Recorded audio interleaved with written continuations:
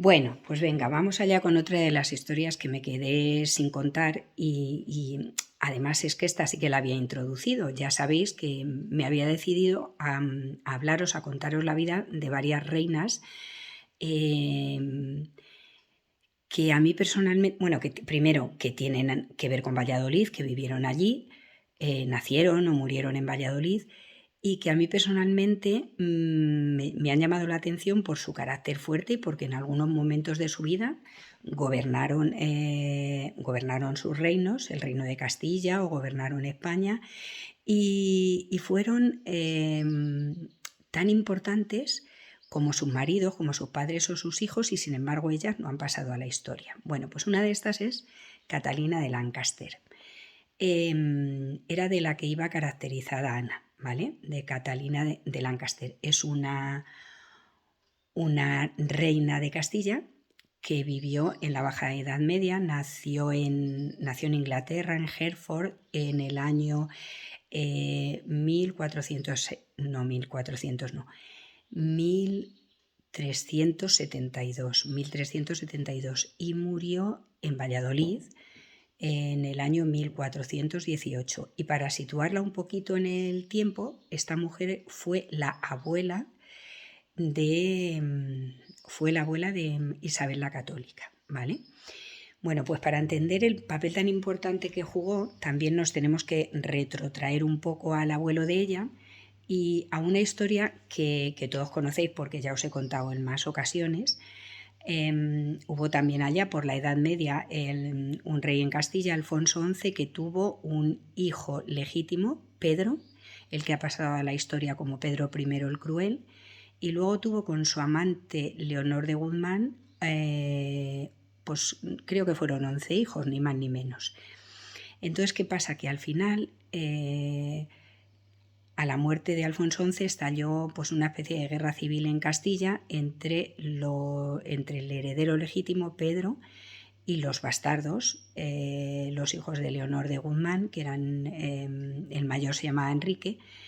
Y entonces todos habéis oído hablar de aquel episodio en el castillo de Montiel en el que un mercenario francés sujeta al rey Pedro para que su hermano Enrique le mate y dice aquella frase de yo no pongo ni quito rey en Castilla, pero ayudo a mi señor. Y entonces Enrique mata a su hermano Pedro y a partir de entonces ocupan el trono de Castilla pues los bastardos, la rama ilegítima de los Trastámara. Bueno, pues ¿qué tiene que ver con todo esto Catalina de Lancaster? Catalina realmente es nieta de Pedro I el Cruel. Después de que asesinaron a Pedro el Cruel, sus dos hijas se tuvieron que exiliar a Francia y una de ellas, Constanza, la mayor, la legítima heredera al trono de Castilla, pues intenta en todo momento, ella se sabe con los derechos a ocupar el trono, sabe que se lo han usurpado los hermanastros de su padre y entonces le transmite eso mismo a su hija Catalina, que ellas son las herederas del trono de Castilla, que tienen que volver a ocupar el trono de Castilla, que los que están reinando son unos bastardos y tal.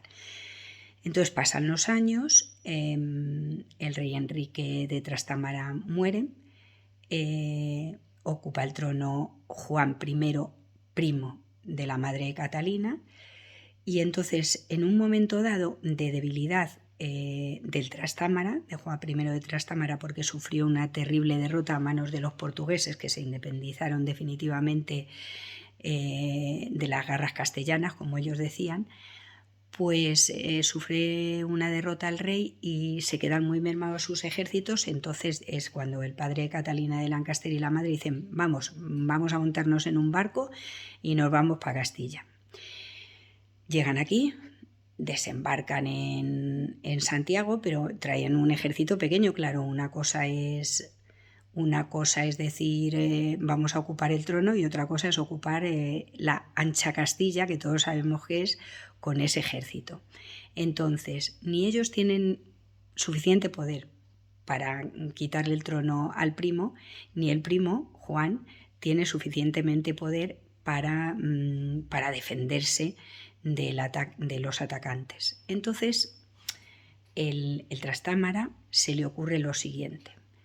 Y si casamos a los muchachos, si casamos a mi niño con la hija de estos Lancaster, pues podemos zanjar la cuestión. Y firman un tratado, el Tratado de Bayona, por el cual efectivamente todos están de acuerdo en que la nieta de Pedro I el Cruel, Catalina, que viene de Inglaterra, se con el nieto de Enrique de Trastámara, Enrique II de Trastámara, y entonces de esta forma se zanjaría el conflicto sucesorio. Pero había que establecer lo siguiente: los dos eran reyes legítimos, no uno el rey y el otro el consorte, sino que el rey y la reina eran reyes legítimos, ¿vale? Y entonces, para hacer más formalidad al asunto, crearon un título que nos suena a todos muchísimo, y ellos dos fueron los primeros príncipes de Asturias, príncipe y princesa de Asturias. Ella fue princesa de Asturias y no princesa consorte, ¿entendéis? El matrimonio fue un poquito forzado porque cuando se casaron en la Catedral de Palencia, el castellano, el hijo del rey castellano, tenía 9 años y Catalina tenía 15 o 16. Entonces, bueno, pues entraron por la puerta los príncipes de la Catedral de Palencia, todavía ahí se lo llama así, contrajeron matrimonio que tardarían bastantes años en poder consumar.